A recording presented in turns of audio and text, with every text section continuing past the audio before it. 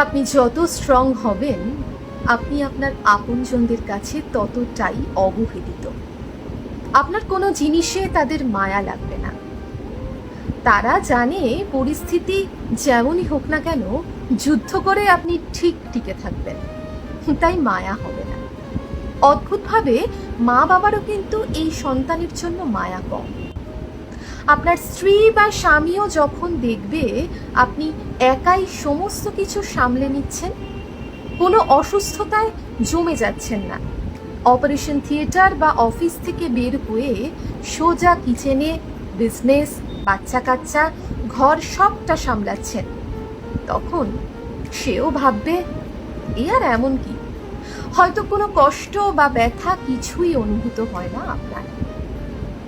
আপনি আসলে নিজেই নিজেকে বানিয়েছেন লৌহ মানব বা মানব। আপনার কষ্ট হয় না বলেই সবাই জানে, না শরীরে, না মনে, না আত্মায় কোথাও কষ্টের ছিটে ফোঁটাও লাগে না আপনার।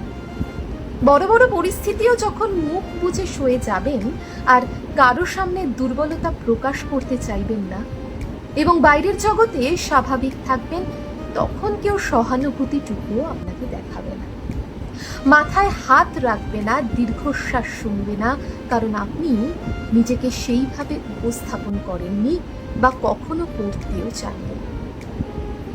কিন্তু যারা ছোট ছোট জিনিসেও কান্নাকাটি করে ঘর মাথায় তুলবে, মিথ্যে ক্ষণিকের প্রশংসায় পঞ্চমুখ হবে, তার ভালো না থাকার নাটক শোনাবে, তাদেরকে সবাই জড়িয়ে ধরবে, আদর করবে, সাহস দেবে, বোঝাবে, রান্না করে টেবিলে হাওয়া করতে করতে তাদেরকে খাওয়াবে, আবার দুবেলা চাইলে খাইয়েও দেবে।